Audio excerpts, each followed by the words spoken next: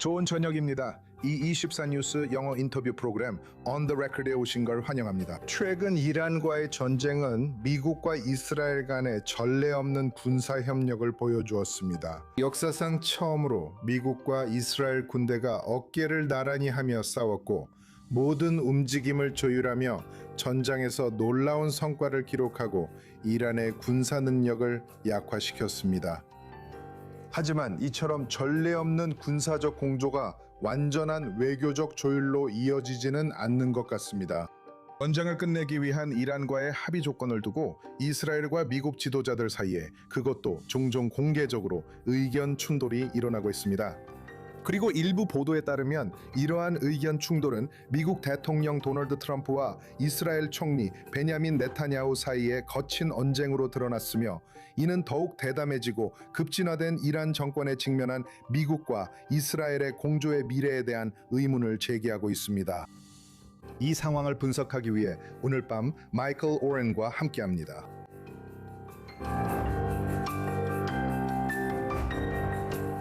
올해는 2009년부터 2013년까지 이스라엘의 미국 대사를 역임했습니다. 워싱턴에서 돌아온 후 올해는 2015년 쿨라누당 소속으로 이스라엘 의회인 크네셋에 선출되었습니다. 그는 또한 총리실 장관으로도 일했습니다. 오렌 대사님, 오늘 저녁 함께해 주셔서 감사합니다. 아리엘, 함께하게 되어 반갑습니다. 먼저 최근 미국 부통령 JD 벤스가 이란과의 양해각서, 이스라엘 내각 구성원들을 강하게 비난한 발언을 들려드리고 싶습니다. 함께 보시죠. 도널드 J. 트럼프는 현재 전 세계에서 이스라엘 국가의 동정적인 유일한 국가 원수입니다. 그리고 그는 세계 초강대국의 국가 원수입니다. 제가 이스라엘 정부의 내각에 있다면 전 세계에서 남아있는 유일한 강력한 동맹국을 공격하지는 않을 것 같습니다. 두 번째로 내각 구성원들에게 전하고 싶은 건 비비는 다행히 이런 길로 가지 않았다는 점입니다. 하지만 미국 대통령을 공격하는 이스라엘 내각 일부에게 하고 싶은 말은 지난 3개월 동안 여러분의 조국을 지켜온 방어무기의 2분의 3는 미국인들의 손으로 만들어졌고 미국 국민의 세금으로 지불되었습니다. 이스라엘의 문제는 도널드 J. 트럼프가 아닙니다. 그리고 이스라엘에서 미국 대통령이 가장 큰 문제라고 생각하는 사람은 그 나라가 처한 현실을 직시해야 합니다. 그러니까 우리가 들은 대로 JD 벤스가 미국이 이스라엘의 우호적인 마지막 남은 글로벌 강대국이라고 말했을 때 그는 틀린 건가요? 그는 사실관계에서 틀렸습니다. 알겠습니다. 전쟁이 시작되기 하루 전 인도의 모디 총리는 전쟁이 일어날 것을 알면서 이스라엘을 방문했습니다. 이 나라는 미국의 대략 4배 정도 크기이며 아마도 이번 세기의 지배적인 경제가 될 것입니다. 그래서 사실상 그가 이 장관들이 미국 대통령을 부당하게 비판하고 있다고 느끼는 것은 잘못된 것입니다. 그리고 미국 대통령은 분명히 어느 정도까지는 우리가 본 백악관 인사들 가운데 가장 큰 우분이었습니다. 그리고 저는 그가 이스라엘 국가를 위해 해온 다양한 업적과 행동들에 대해 30분 동안 이야기할 수 있습니다. 그 중에서도 통일 예루살렘을 우리의 수도로 인정한 것과 에픽 퓨리 작전 동안 우리와 함께 어깨를 나란히 하며 싸운 것을 빼놓을 수 없습니다. 그건 사실입니다. 저는 장관들이 그런 발언을 삼가는 게 현명하다고 생각합니다. 솔직히 말해 침묵이 더 낫겠습니다.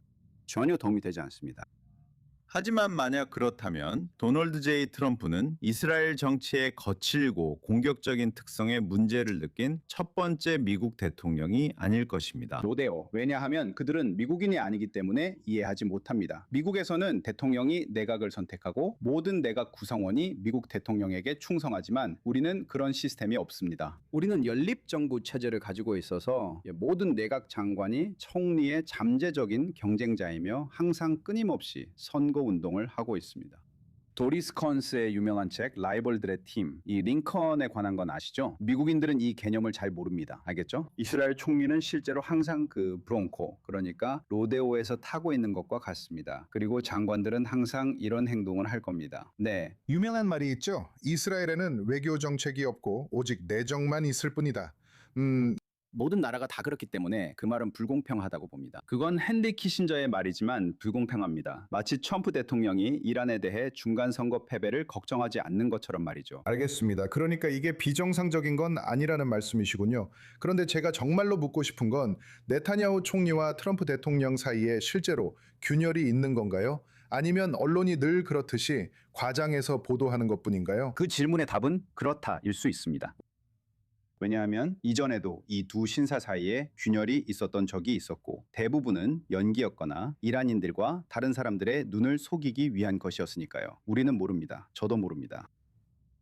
아주 공개적인 균열이 있는 것처럼 보입니다. 그리고 제 생각에는 이전 시기보다 더 공개적이거나 더 깊은 균열일 수도 있습니다.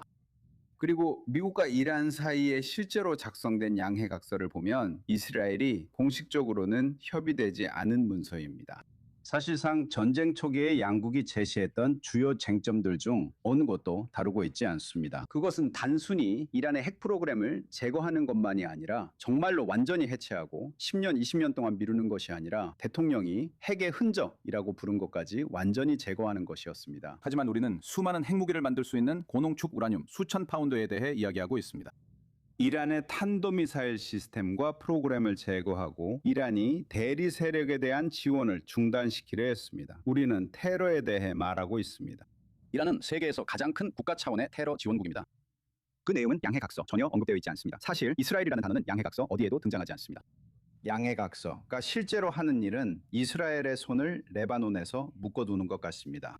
자, 이제 여기서 행정부는 양쪽 모두와 협력해왔다고 할 수 있습니다. 한편으로는 그들은 이란인들에게 레바논이 이 협정의 일부가 되도록 하겠다고 요구를 수용하겠다고 말하고 있습니다. 그리고 양해각서 더 시작 부분도 레바논으로 시작합니다. 여기 한 문단이 있습니다. 그리고 레바논 그렇죠. 그리고 기본적으로 그들이 말하는 것은 이스라엘이 헤즈볼라와 싸우는 데 있어 손이 묶여야만 호르무즈 해협이 열리거나 다시 열릴 것이라는 겁니다. 헤즈볼라가 안전하게 보호되고 레바논에 대한 이란의 사실상 패권이 인정되어야 한다는 겁니다. 그게 바로 그 내용입니다. 알겠죠? 그게 바로 그 내용입니다. 반면에 미국은 레바논과의 평화 협정을 체결하기 위해 적극적으로 노력해왔습니다. 맞아요. 이제 레바논 이야기를 할 텐데 너무 앞서가진 않으려 해도 계속 이어가고 싶어요. 분열이 있다고 하셨는데 선생님께 결정적 계기는 뭐였나요? 정확히 언제라고 말할 수 있는 관계가 정말로 틀어지기 시작한 순간이 있었나요? 그리고 그 질문에 하나 더 덧붙이고 싶어요.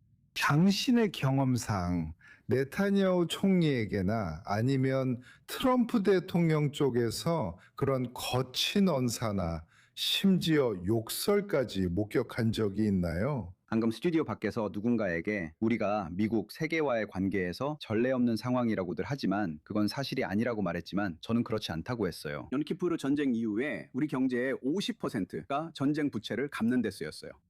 그 전쟁에서는 지금 전쟁 10월 7일 포함해 2배나 많은 사람이 숨졌어요. 당시 인구는 지금의 3분의 1이었고 모든 일이 3주 만에 벌어졌죠. 우리는 중국과 아무런 외교 관계가 없었어요. 소련 블록과도 관계가 없었죠. 당시 철의 장막티에 300만 명의 유대인이 갇혀 있었고 아랍의 석유 금수로 24개 아프리카 국가가 우리와 외교를 단절했습니다. 이집트와 평화도 없었고 요르단과도 평화가 없었습니다. 계속 말할 수 있죠. 우리는 이 나라에서 예전에도 매우 어려운 상황에 처한 적이 있습니다. 그렇다고 해서 오늘날 우리가 어려운 상황에 있지 않다는 뜻은 아닙니다. 좀 더 분명히 말씀드리면 아직 질문에 완전히 답하지 못했습니다. 아리엘, 미안합니다. 미국 안에서 우리가 호소할 곳이 없는 건 역사상 처음입니다. 그게 무슨 뜻이냐고요? 우리가 대통령과 맞섰거나 의회와 맞섰을 때마다 우리는 대통령을 상대로 의회에 가거나 의회를 상대로 대통령에게 갔습니다. 이제는 그렇게 할 수 없습니다. 도널드 트럼프를 상대로 우리 편을 들어줄 하원이나 상원 의원은 거의 없고 민주당에게도 의지할 수 없습니다. 그래서 우리는 의지할 곳이 없습니다. 우리가 불평할 수 있는 사람이 없습니다. 그리고 이것은 정말로 우리 역사상 전례 없는 일입니다. 또한 인용되지 않은 부통령의 발언도 언급하고 싶습니다. 그는 미국과 이스라엘이 때로는 의견이 일치하지만 서로 다른 이해관계가 있다고 말했습니다. 저는 그 발언이 사실이라고 생각합니다. 당연한 말이었죠. 미국은 큰 나라고 중동과 멀리 떨어져 있습니다. 미국은 이란으로부터 즉각 전멸 위협을 받지 않습니다. 그리고 우리는 알다시피 우리는 이란의 빈마당에 있고 그런 방식으로 위협을 받고 있습니다. 그리고 제 생각에는 그게 핵심인 것 같습니다. 이제 질문에 답하겠습니다. 실례합니다.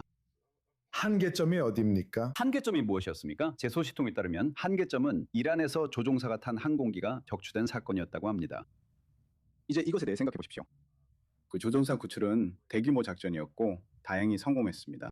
이스라엘이 구출 작전에서 맡은 역할은 공개되지 않았지만 매우 광범위했습니다. 하지만 만약 그 조종사가 포로로 잡혀 테헤란 거리에서 끌려다니며 모욕을 당하고 어쩌면 그보다 더한 일을 당했다면 전쟁을 끝내라는 대통령에 대한 압박은 견딜 수 없을 정도로 거세졌을 것이고 거부할 수 없었을 것입니다. 한 나라가 전쟁을 시작했을 때 조종사 한 명이 포로로 잡히면 전쟁이 끝날 수 있다고 생각해 보세요. 그래서 우리는 이 전쟁과 대통령과 함께 항상 아주 가느다란 실위를 걷고 있었습니다. 그리고 많은 실수가 있었습니다. 그 중에서도 행정부가 이 전쟁을 미국 국민들에게 제대로 정당화하지 못한 것이 큰 실수였습니다. 그런데 사실 이건 아주 쉬운 논리였거든요. 저는 이것이 확실한 일이었다고 공개적으로 말합니다. 미국과 이란 때문이었습니다. 이란은 1979년 이후로 미국에 대해 단 한 번이 아니라 문자 그대로 수천 번의 전쟁 행위를 저질렀습니다. 그리고 사람들이 이 전쟁을 불법이라고 부를 때마다 저는 고개를 갸웃하게 됩니다. 하지만 조종사가 격추된 것이 어디에서 갈등을 만들었을까요? 그 시점에서 대통령은 물러나고 있었습니다. 그는 나가고 싶어 했습니다. 그 사건의 결과로 그게 드러났던 것 같아요. 얼마나 얇고 가느다란 선이었는지 보여줬죠. 그리고 우리는 그 안에 있었어요. 우리는 완전히 그 안에 있었어요. 오늘도 우리는 그 안에 있을 것입니다. 그가 전쟁을 시작하면 우리는 완전히 함께 할 것입니다. 미국 국민들은 그렇지 않겠지만 이스라엘 국민들은 압도적으로 찬성할 것입니다. 그래서 이해관계의 차이가 있었어요. 대통령이 이 작전이 베네수엘라의 마두로 작전처럼 빠르게 끝날 거라고 생각했는지는 잘 모르겠어요. 그리고 네타냐후를 비난하는 사람들도 있었지만 그 주장에 대해선 입증할 수 없습니다. 뉴욕타임스에는 네타냐후와 모사드가 트럼프를 설득해서 이란 정권이 금방 무너질 거라고 이 작전이 쉬운 작전이라고 믿게 했다는 이야기가 돌았습니다. 우리는 그걸 모릅니다. 저는 정치, 외교, 역사 분야 경력이 길어 뉴욕타임스 기사 하나만으로 전체 이론을 세우는 건 옳지 않다고 말할 수 있습니다. 기사 얘기가 나와서 말인데 최근에 쓰신 기고문에서 쓴 내용을 읽어드리고 싶습니다. 제목은 이스라엘은 트럼프와의 공개적인 갈등을 감수할 수밖에 없다 였죠. 그리고 이 사설에서 이렇게 쓰셨습니다. 이스라엘이 백악관의 뜻을 거스리고 전쟁을 벌일 때마다 우리는 미국의 존경을 받았습니다. 반대로 압력에 굴복하고 자제할 때마다 우리는 미국의 경멸을 받았습니다. 그리고 이어서 이스라엘은 미국의 속국도 51번째 주도 아닌 자국 영토와 시민을 지킬 확고한 의무가 있는 주권 국가임을 보여줘야 한다고 말씀하셨습니다. 결국 역사가 우리에게 가르쳐 주듯이 트럼프는 그로 인해 우리를 존중할 것입니다. 그렇다면 백악관에 맞서고 미국의 승인이나 허가, 조율 없이 이란을 공격한다는 것은 무슨 의미일까요? 트럼프에게 맞서거나 공개적인 갈등을 감수한다는 것은 무슨 의미입니까? 글쎄요. 원하신다면 그 전체 역사를 다 설명드릴 수 있지만 제가 거기에 쓴 내용은 사실입니다. 우리는 1948년, 1956년, 1967년에 전쟁을 했습니다. 미국의 뜻에 반해서였습니다. 그리고 1991년 걸프전 당시 우리는 미국의 압력에 굴복해서 전쟁에 참여하지 않았습니다. 그리고 헤즈볼라와 하마스에 맞서 여러 차례 작전을 펼칠 때마다 미국은 항상 우리에게 멈추라고 했습니다. 미국은 1956년 이후 모든 전쟁과 작전을 중단하라고 했습니다. 또한 압력에 굴복할 때마다 우리는 경멸받았습니다. 우리가 저항할 때마다 존경받았습니다. 67년 전쟁이 대표적입니다. 존슨 대통령은 우리 참전을 원하지 않았지만 7일째 이스라엘의 가장 큰 친구가 됐습니다. 2026년에 백악관에 맞선다는 건 어떤 의미일까요? 제 말은 백악관에서는 만약 헤즈볼라가 이 나라 북부를 계속해서 사람이 살 수 없게 만든다면 그리고 이 부분에 대해 솔직해집시다. 저는 당신에게 자녀가 있는지 모르겠지만 만약 그렇다면 아리엘, 저는 어린아이가 2명 있습니다. 알겠습니다. 오늘 마툴라로 이사하시겠습니까? 아니요. 그러니 제 말이 맞다는 뜻이죠. 이 나라의 북부 지역은 사람이 살 수 없습니다. 그것은 전략적인 위협이 아닙니다. 그것은 이 나라의 존재 자체에 대한 위협입니다. 우리가 북부를 잃으면 우리는 끝입니다. 그리고 헤즈볼라는 그것을 알게 될 것입니다. 왜냐하면 헤즈볼라의 로켓은 북갈릴리 훨씬 너머까지 도달할 수 있기 때문입니다. 아시도드, 아시켈론까지도 도달할 수 있습니다. 그리고 그들은 그 사실을 분명히 인식하게 될 것입니다. 그래서 이것은 존재 자체에 대한 위협입니다. 그래서 우리는 물러설 여지가 없습니다. 우리는 북부를 방어할 수밖에 없습니다. 이제 양해각서에 따르면 분명히 이것은 트럼프 행정부와의 충돌로 이어질 것입니다. 그리고 실제로 그렇게 되었습니다. 그러니까 보도에 따르면, 다시 말하지만 보도에 따르면 대통령은 네타냐후가 계속해서 베이루트에 있는 헤즈볼라 본부인 다히에를 폭격하는 것에 대해 여러 욕설을 하며 소리를 질렀다고 합니다. 당신에겐 선택의 여지가 없습니다. 이건 네타냐후의 정치적 생존만의 문제가 아니며 그렇지 않으면 선거에서 질 것입니다. 하지만 이건 나라의 생존 문제입니다. 그래서 맞아요. 우리는 일어서야 합니다. 우리가 스스로를 위해 일어서고 압력에 굴복하지 않으면 더 큰 존경을 받을 거라 생각합니다. 그럼 이스라엘이 워싱턴 입장과 상관없이 필요하다고 판단하면 이란을 폭격해야 한다는 뜻인가요? 제 생각엔 죄송하지만 당신은 젊으신 것 같아요. 1970년대 클린트 이스트우드의 더티 해리 영화를 기억 못하실 수도 있겠네요. 저도 그 영화들에 대해 알고 있어요. 그에게는 유명한 대사가 있었어요. 악당에게 이렇게 말하죠. 해봐, 방아쇠를 당겨. 어디 한번 해봐. 어디 한번 해봐. 그리고 저는 그 말을 이란인들에게도 합니다. 만약 헤즈볼라가 계속 로켓과 드론, 광섬유 드론을 갈릴리 상공에 보낸다면 우리는 군대를 그곳에 보내지 않겠습니다. 우리는 강력하게 대응하는 것 외에는 아무런 선택지가 없습니다. 만약 이란이 우리에게 미사일을 발사한다면 그것이 우리가 전쟁 중에 하지 못했던 일들을 할 기회가 될 것입니다. 알겠습니다. 그래서 충분히 강하게 들리네요. 알겠습니다. 네, 맞아요. 하지만 제가 말하는 건 정치적인 입장이 아닙니다. 이건 전략적 분석이 아니라 이스라엘의 현실입니다. 그래서 이스라엘의 방어는 어떤 대가를 치르더라도 지켜줘야 합니다. 네, 왜냐하면 그건 국가의 존재 자체이기 때문입니다. 맞아요. 그건 말 그대로 국가의 존재입니다. 그리고 아무도 당신이나 어린 자녀가 있는 많은 사람들 모두 내일 마툴라나 키라 슈모나로 이사하지 않을 겁니다. 맞아. 이제 당신뿐만 아니라 양해각서조차도 이란과 레바논 사이의 연관성을 언급하고 있습니다. 그리고 기본적으로 말씀드리자면 우리는 트럼프 행정부가 두 가지 목소리를 내고 있는 것을 보고 있습니다. 하나는 JD 벤스가 이끄는 이란과의 협상, 그리고 양해각서 MOU가 있습니다. 당신이 말한 대로 그 첫 번째 단락에서 테헤란이 레바논 상황에 대해 사실상 최종 결정을 내릴 수 있도록 하고 있습니다. 그리고 또 다른 대안적이고 평행한 길이 있습니다. 미국 국무장관 마르코 루비오가 이끄는 것으로 이스라엘과 레바논 간의 직접 협상을 촉진하는 것입니다. 먼저 헤즈볼라의 무장 해제를 위한 협상이고 그 다음에는 어쩌면 평화를 위한 협상일 수도 있습니다. 그래서 제 질문은 한편으로는 이것이 일관성 없는 전략처럼 보일 수도 있고 반대로는 이것이 일종의 속임수일 수도 있습니까? 이란을 유인해서 양해각서에 서명하도록 하기 위한 일종의 책략일 수도 있겠네요. 여기 레바논과의 연계가 있습니다. 라고 말하면서요. 하지만 실제로는 이스라엘과 레바논 사이의 대안을 추진함으로써 가시 이란 측에 가서 봐라, 이 두 나라는 서로 합의에 도달한 주권 국가들이다 라고 말할 수 있습니다. 우리가 그들에게 단순히 강요할 수 없고 당신들도 그들에게 당신들의 의지를 강요할 수 없습니다. 우리는 그 과정이 독립적으로 진행되도록 내버려 두어야 합니다. 이 시나리오 중 어떤 것을 보고 있으며 이에 대한 답변이나 전략이 없으신가요? 네, 두 질문 모두에 대한 답은 네입니다. 당신은 이것을 원하고 저것도 원합니다. 둘 중 하나를 원하는 것 같지만 사실은 둘 다입니다. 이것이 전형적인 경우입니다. 전략이 하나 있고 또 다른 전략이 있습니다. 이건 전형적인 경우입니다. 이건 정말 도널드 트럼프다운 전형적인 방식입니다. 모두를 혼란스럽게 하고 그의 행보를 예측할 수 없게 만듭니다. 그는 JD 벤스를 지지하는 걸까요? 그는 루비오의 방식을 지지하는 걸까요? 모두 혼란스러워하고 있습니다. 그리고 아시다시피 거기에는 이점이 있습니다. 제가 수년간 이스라엘 방위 정책을 비판한 이유 중 하나는 우리가 너무 예측 가능해졌기 때문입니다. 그리고 도널드 트럼프는 늘 예측할 수 없었습니다. 알겠습니다. 저희 이스라엘은 모든 시나리오에 대비해야 합니다. 그것이 우리의 주권적 책임입니다.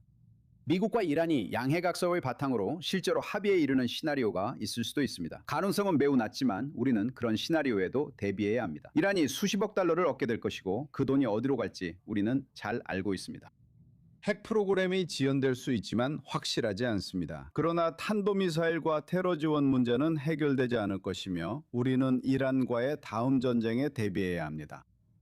그렇죠. 그게 한 가지 방법입니다. 또 다른 방법은 행정부가 이 문제를 11월 중간 선거 이후까지 끌고 가려고 한다는 것입니다. 그 이후에는 대통령이 더 자유로워질 것이고 합의를 맺는데 제약이 없을 것입니다. 저는 이란인들이 그런 일이 일어나기를 기다릴 만큼 그렇게 어리석지는 않다고 생각합니다. 그들은 그 전에 도널드 트럼프와 싸움을 벌여서 미국의 휘발유 가격이 다시 오르게 만들고 민주당이 중간 선거에서 승리할 수 있는 큰 기회를 주거나 더 나은 기회를 만들려고 할 것입니다. 우리는 모릅니다. 다만 레바논과의 합의가 이스라엘 방위군 남부에 주둔하는 것을 인정하고 철수를 요구하지 않는다는 점만 알고 있습니다. 그렇게 인정합니다. 크롤은 심지어 상위권에도 들지 못합니다. 네, 정말 대단합니다. 아니요, 그것은 엄청난 성과이고 우리가 헤즈볼라에 맞서 우리 자신을 방어할 권리와 의무가 있음을 인정하는 것입니다. 그리고 아마도 헤즈볼라의 무장 해제를 요구할 것입니다.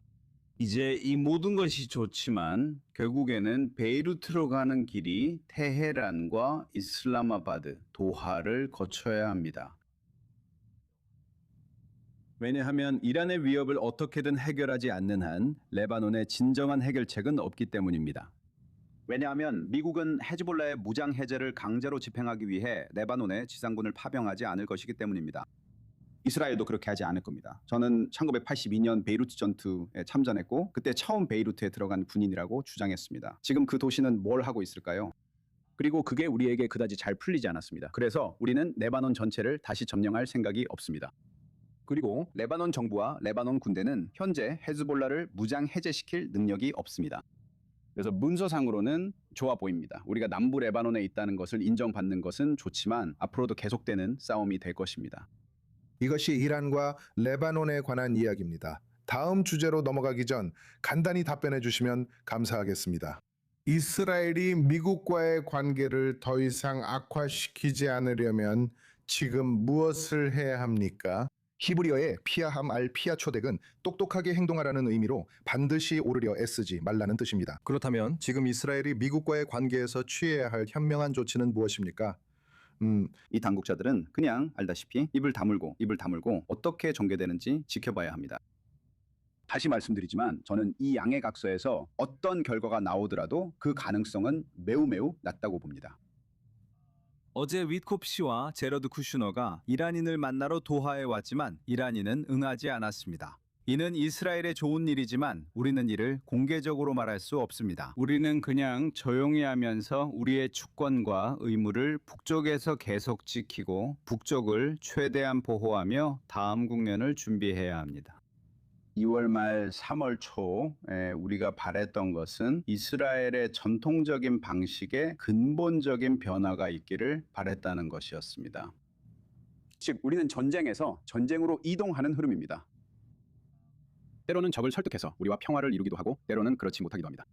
그리고 그 사이에 우리는 세계에서 가장 발전된 국가 중 하나, 가장 고도로 발전된 민족 국가 중 하나를 발전시켰습니다. 그게 바로 우리의 일이었죠. 저는 언젠가 상황이 변해 진정한 지역 평화가 올 수 있다고 생각했습니다. 이스라엘과 레바논, 시리아, 사우디아라비아, 어쩌면 이란까지도요. 그리고 동지 중해에서 겐지스 강가까지 이어지는 새로운 팍스 아메리카나가 회복되는 것이었죠. 정말로 그게 바로 그 당시의 비전이었습니다. 좋아요. 그런 평화는 없을 겁니다. 예전처럼 잔디깎기로 돌아갈 수도 있지만 대비해야 합니다. 그리고 우리는 미국이 우리와 함께하지 않을 수도 있고 아마도 함께하지 않을 상황에서도 그에 대비해야 합니다. 다시 말하지만 앞서 말씀드렸듯이 우리는 미국에 의존할 수 없습니다. 그래서 우리는 우리의 외교 정책 포트폴리오를 다양화해야 합니다. 인도. 우리는 최대한으로 탄약의 자립을 이루어야 하며 어떤 나라에도 의존해서는 안 됩니다. 우리는 미국의 군사 원조에서 벗어나야 합니다. 저는 수년 전부터 이를 주장해 왔습니다. 그래서 우리는 다음 라운드를 준비하기 위해 해야 할 일이 많습니다. 알겠습니다. 가만히 앉아있지 말고 준비합시다. 이제 마지막 순서인 빠른 질문 코너로 넘어가겠습니다. 3장의 사진을 보여드릴 텐데 떠오르는 첫 생각을 말씀해 주세요. 첫 번째 사진은 미국 국무장관 마르코 루비오입니다. 훌륭한 사람입니다. 함께 많은 일을 했고 그가 대통령감이라 생각합니다. 그리고 그는 공화당뿐 아니라 미국 유대인 커뮤니티에서도 큰 지지를 받을 것이라 생각합니다. 그리고 그는 라티노로 미국 첫 라티노 대통령이 될 수 있습니다. 알겠습니다. 그 일이 일어나기까지는 아직 시간이 남아 있습니다. 하지만 흥미롭네요. 다음 사진으로 넘어가겠습니다. 이분은 카타르의 에미르 셰이크 타민 빈 하마드 알 타니입니다. 언젠가 카타르도 반드시 대가를 치를 것입니다.